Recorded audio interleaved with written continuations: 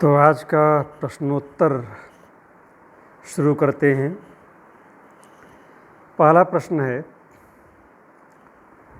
What is a cathode ray tube? What is a cathode ray tube? बहुत ही आसान सा सवाल है। यह ज्ञान का सवाल नहीं है, यह केवल सूचना का सवाल है। जब आप कोई पुस्तक खोलेंगे या इंटरनेट पे देखेंगे तो आपको इसके बारे में तमाम बातें मिल जाएंगी। But any how, since you have asked what is the cathode ray tube, CRT? Cathode ray tube you can call in short CRT. A cathode ray tube, CRT, is a vacuum tube in which an electron beam deflected by applied electric or magnetic field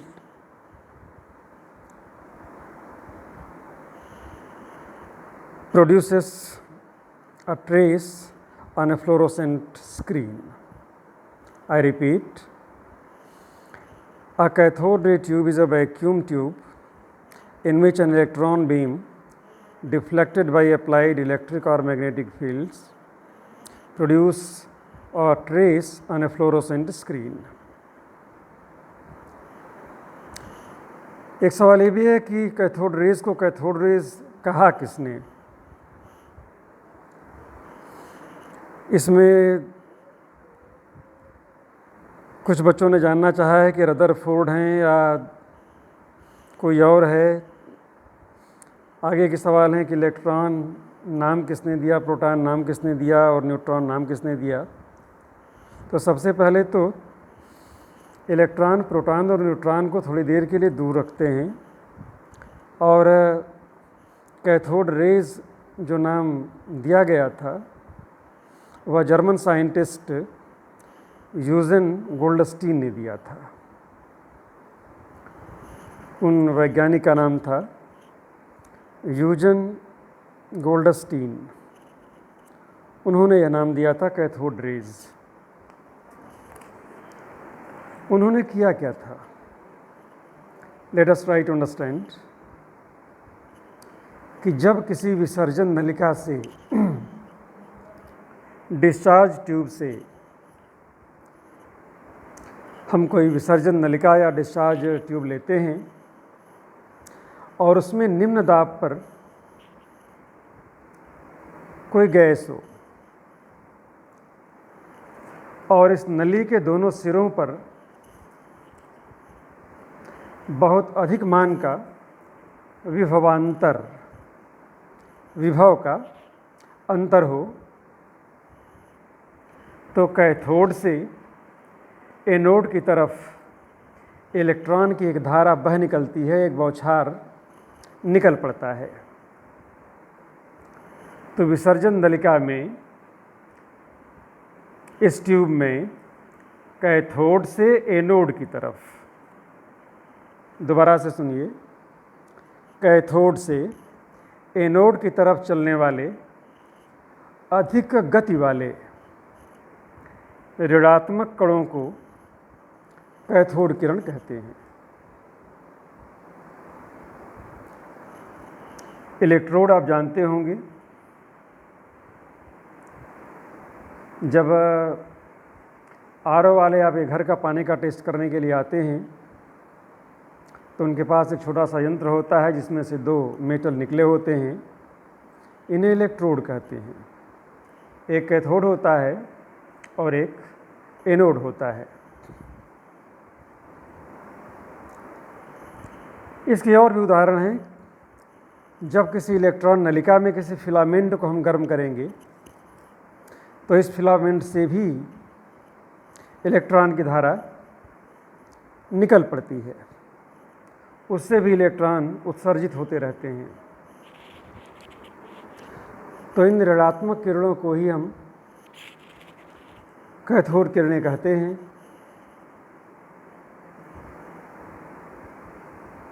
मैंने आपको पहले भी बताया था कि अपने बचपन के दिनों को याद करिए, विशेष रूप से क्लास 6 या क्लास 9th में। तब तक बायो, मैथ और कॉमर्स या कुछ अन्य का बंटवारा नहीं हुआ होता है और सामान्य विज्ञान में इतना आपको पढ़ना होता है। आपने इसको पढ़ा है, समय के साथ भूल गए हैं।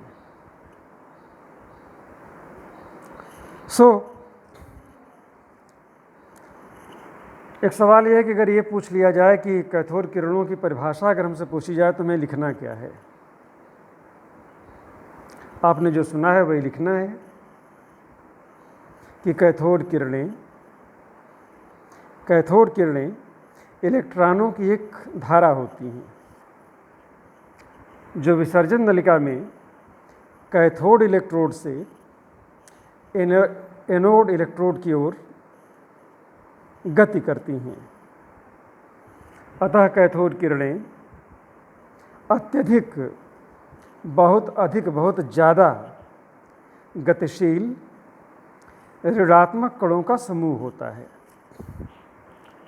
कैथोड किरणें ऋणात्मक कणों का समूह होती हैं। ये कण विसर्जन नलिका में कैथोड इलेक्ट्रोड से एनोड इलेक्ट्रोड की ओर उत्सर्जित होते हैं और अत्यधिक वेग से गति करते हैं। इनको ही हम कैथोड किरणें कहते हैं।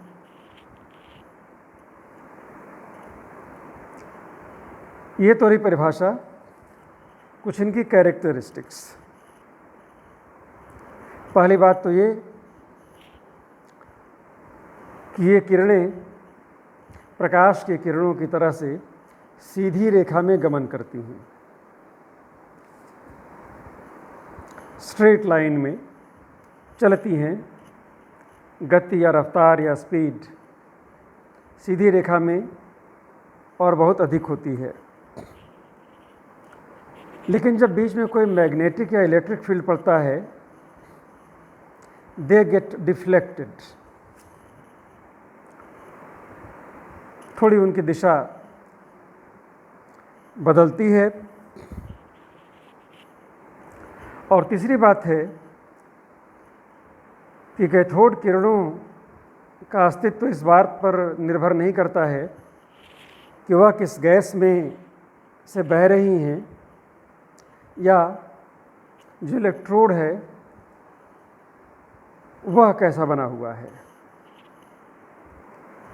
अगर कैथोड है और एनोड है और कम दबाव की डिस्चार्ज ट्यूब है, विसर्जन नलिका है, तो कैथोड किरणें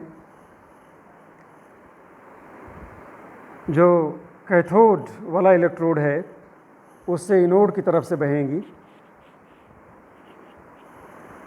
और अगर ये सस्ती कोई मेटल की परत हो, कोई मेटल शीट है और अपेक्षाकृत पतली है, तो ये आर पार निकल जाती है। दे ट्रेवल थ्रू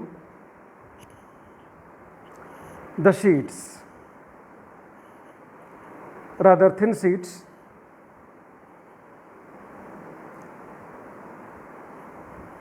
लेकिन अगर इन्हीं कैथोड किरणों का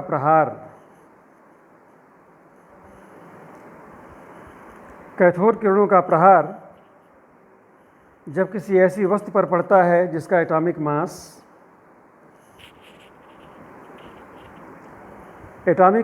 या परमाणु भार अधिक होता है, दे क्रिएट एक्स रेज बननी शुरू हो जाती है। एक्स रेज के बारे में कभी और बात करेंगे। चूँकि इनमें गति बहुत ज़्यादा होती है, बहुत तीव्र गति से यह ट्रेवल करती हैं, गतिमान होती हैं, इसलिए इनका मोमेंटम, इनका संवेग बहुत अधिक होता है। These rays have very high kinetic energy. इनकी गतिज ऊर्जा बहुत अधिक होती है end of course they behave like waves. Cathode किरणें भी तरंगों जैसा व्यवहार करती हैं और किसी एक टारगेट पर अगर ये पड़ती हैं तो वहाँ पर गर्मी पैदा होती है, तापमान बढ़ जाता है। तो ये कुछ बिंदु हैं जिन्हें आपको मैंने रिमाइंड कराया। इसमें पढ़ाने वाली कोई बात नहीं थी और आने वाले सवाल तो आपको पूछने ही नहीं चाहिए थे। किसी ने ये पूछ लिया है कि कैथोड रेज का नाम कैथोड रेज किसने लिखा या कहा, who coined the term cathode rays और हु नेम्ड कैथोड रेज। इस प्रश्न का जवाब इसलिए दे रहा हूँ कि किसी बुक का फ़ोटो है जहाँ पर लिखा हुआ है कि यह नाम जे थॉमसन ने और कुछ रदरफोर्ड और कुछ एक नाम दिए गए हैं यहाँ पर।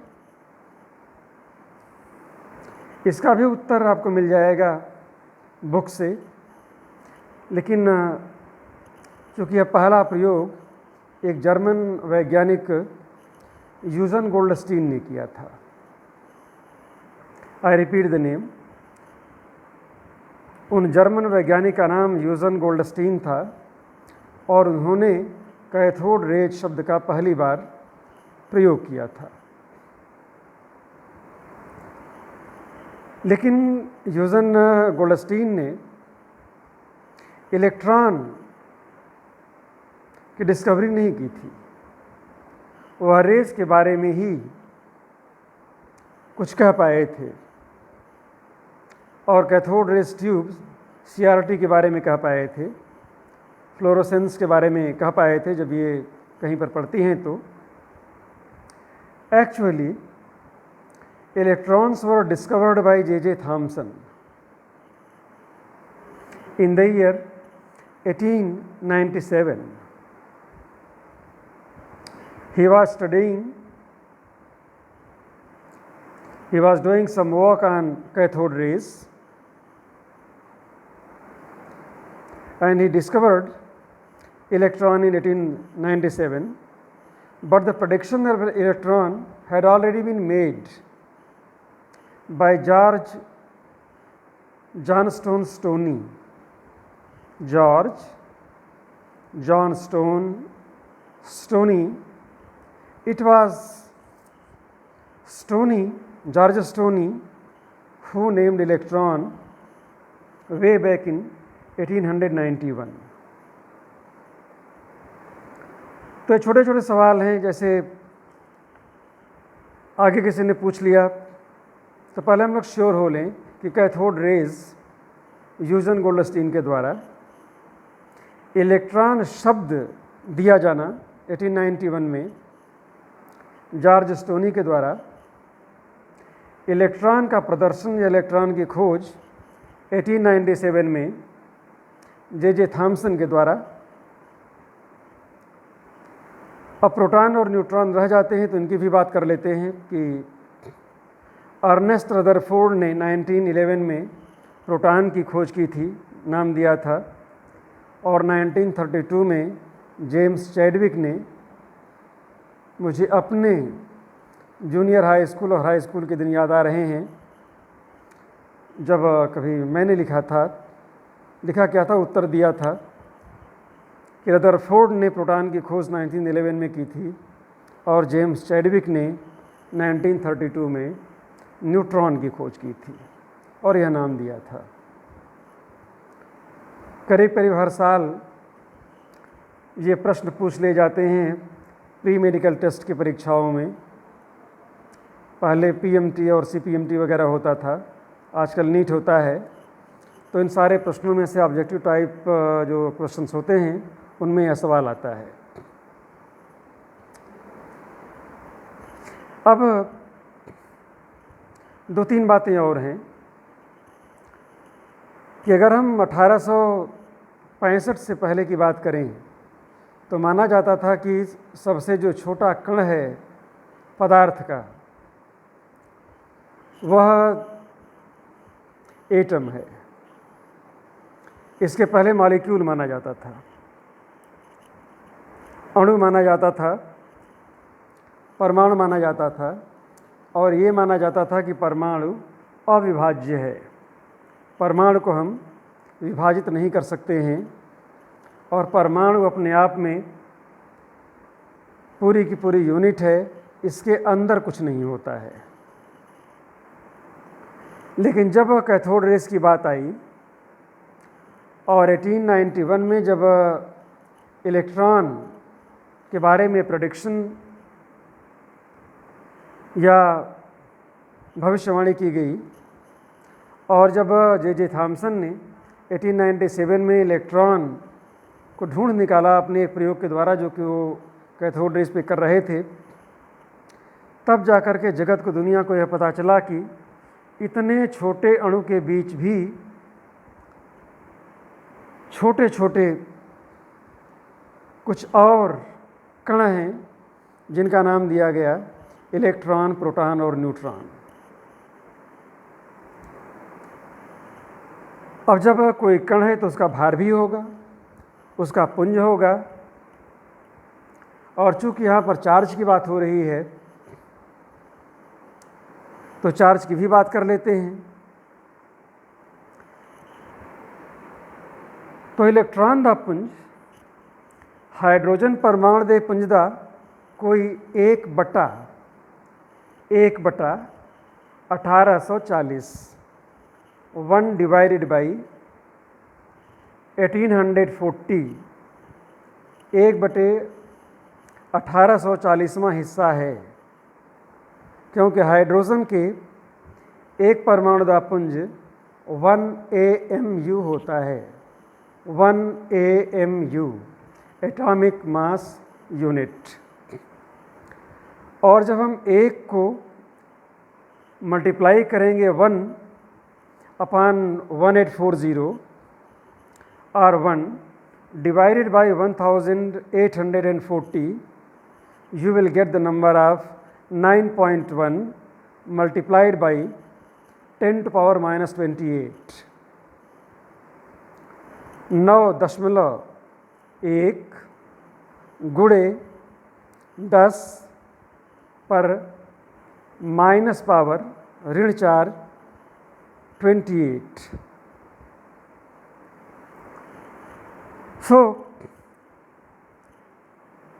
9.1 by 10 to power minus 28 gram is the weight of electron, and its charge is, remember, it is negatively charged.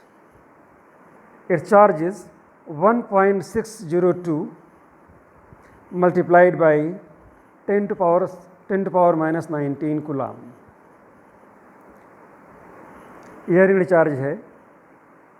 तो जब वजन की बात आएगी तो 9.1 multiplied by 10 to power minus 28 ग्राम और 9.1 multiplied by 10 to power minus 31 kilogram. और जब चार्ज की बात आएगी तो यह है इलेक्ट्रॉन का charge, negative charge 1.602 multiplied by 10 to power minus 19 coulomb. इसी तरह से प्रोटॉन के पुंज की बात करेंगे तो इसका पुंज है 1.673 multiplied by 10 to power minus 24 grams।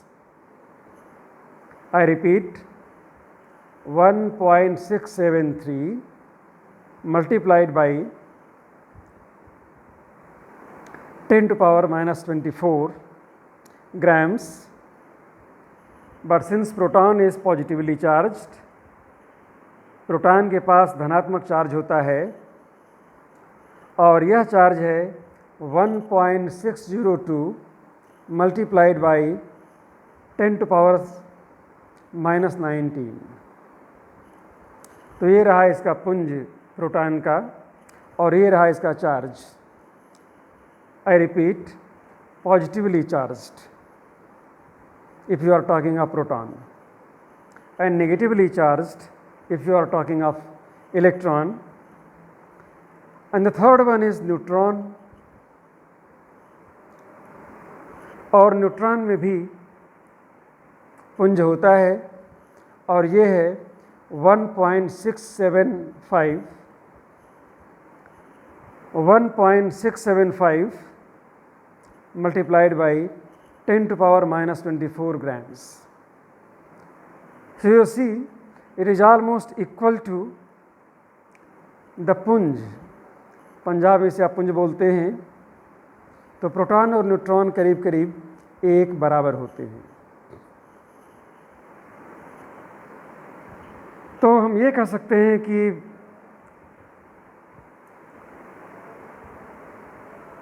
1860 या 1850 1865 से पहले माना जाता था कि पदार्थ की सबसे छोटी इकाई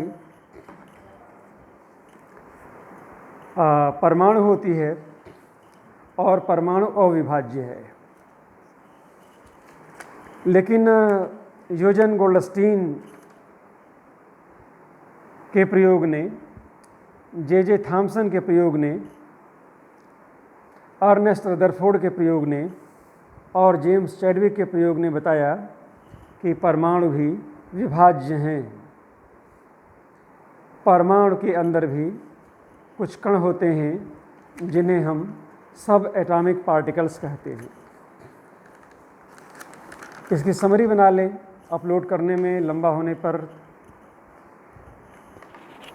थोड़ी कठिनाई आती है। जो आपका सिलेबस है हमारे सामने, उसको मैं देखता हूँ, उसमें लिखा हुआ है कैथोड किरणा। अब आप लोग कैथोड किरणा बोलते हैं कि कैथोड किरणा बोलते हैं, लेकिन मुझे विश्वास है कि आप सारे लोग इसको समझ रहे होंगे। कैथोड किरणा डिस्चार्ज ट्यूब, डिस्चार्ज ट्यूब।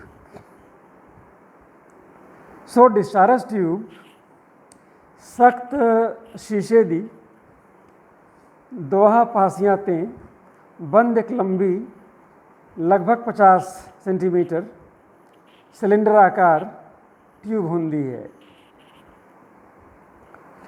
हर अंतरे पासे धात दी एक प्लेट ट्यूब विच सील कीती हुंदी है। जिहड़ी प्लेट नूं इंडक्शन कोइल दे धन टर्मिनल नाल जोड़िया हुंदा है,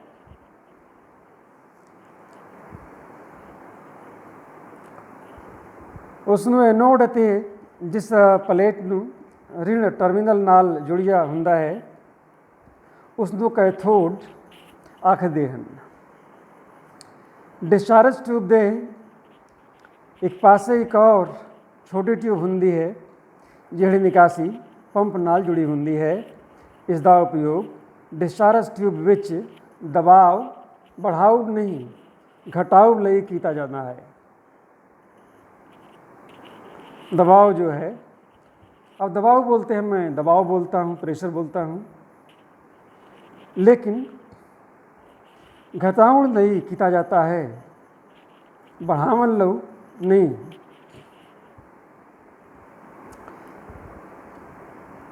इस विच दबाव के बिजली दे प्रवाह, प्रवाह की जगह प्रवाह बोलिए, धारा बोलिए, प्रवाह का सर्किट विच चलना बिजली मीटर द्वारा चेक किया जा सकता है। इस प्रवाह को बिजली मीटर के द्वारा चेक किया जा सकता है। सो कैथोड किरणा पैदा करने लई डिस्चार्ज ट्यूब का प्रयोग हुआ है। और डिस्चार्ज ट्यूब क्या होंदी है, ये मैंने अभी भी आपको बताया है। इसके पहले की बात करें, दिन हो या रात, जब हम आसमान की ओर देखते हैं, हालांकि आसमान में कुछ भी ऊपर या कुछ भी नीचे नहीं होता है।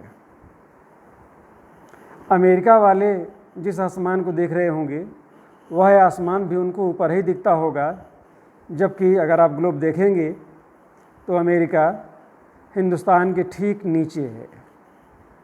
अगर धरती में एक सुरंग होती कि आदमी उसमें से गिर के पहुंच जाता अमेरिका तक, तो वहाँ जो आसमान दिखेगा वह ऊपर ही दिखेगा। आप चाइना से देखो, दूसरी अफ्रीका से देखो, जापान से देखो, ऑस्ट्रेलिया से, यूरोप से, कहीं से भी जो भी आसमान दिखेगा वो ऊपर दिखेगा। आसमान में ही सारे तारे सितारे हैं, ग्रह और उपग्रह हैं। तो आसमान में दो तत्व आप देखते हैं। इन तत्वों को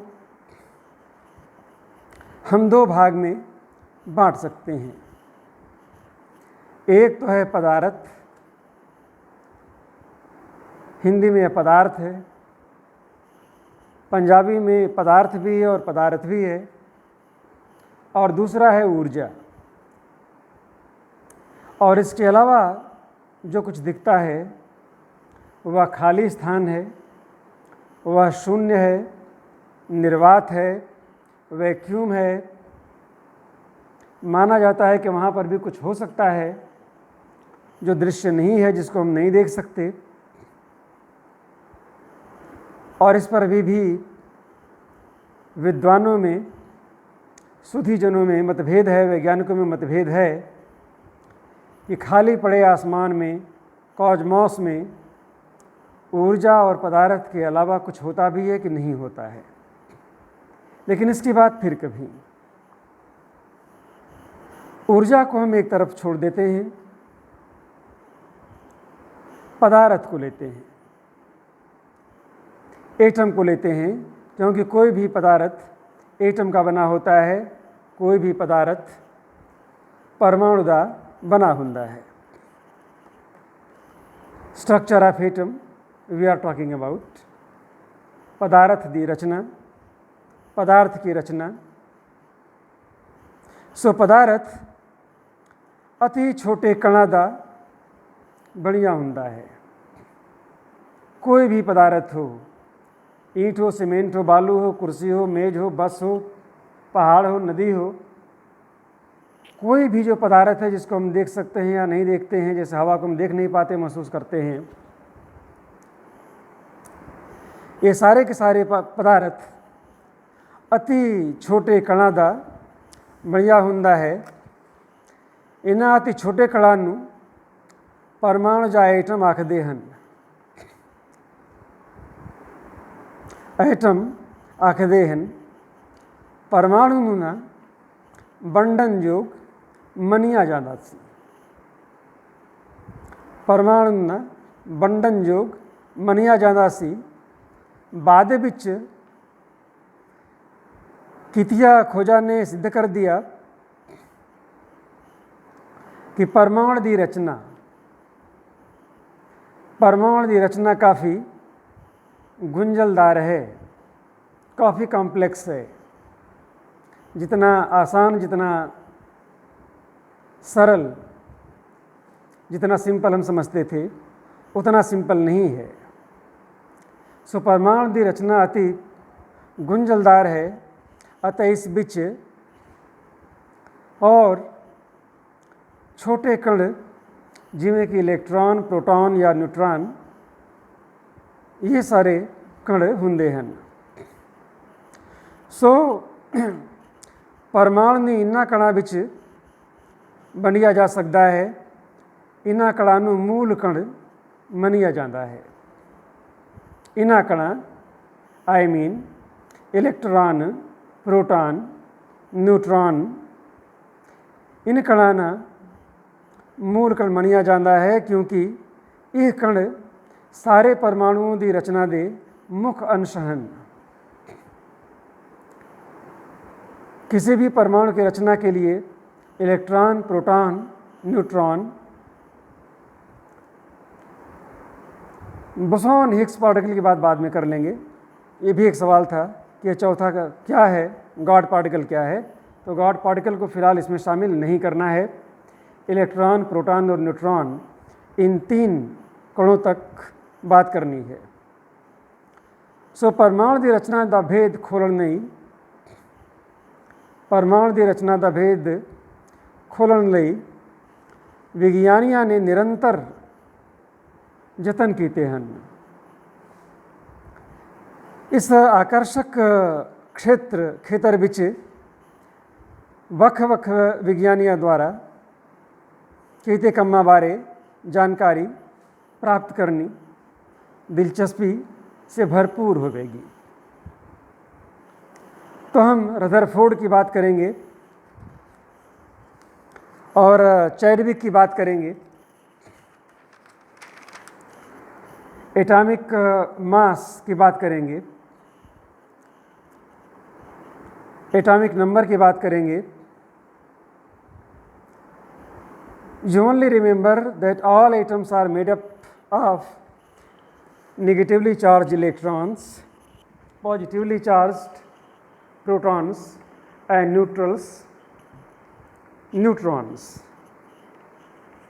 Together, proton and neutron make nucleus of the atom, and electrons keep on moving around this nucleus, and this way an atom is formed.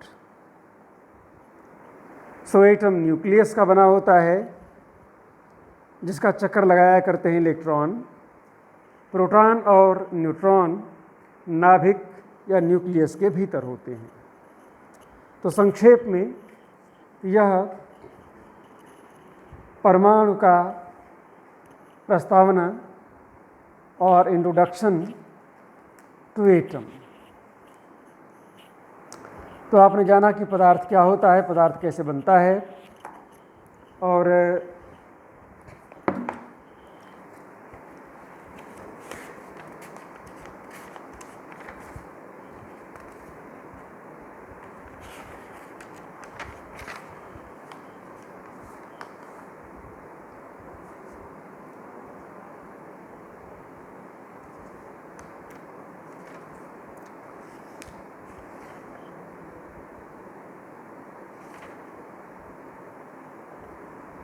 हाँ, यह यूनिट 2 है जिसके बारे में मैं बोल रहा था, और यूनिट 2 का पॉइंट है 2.2।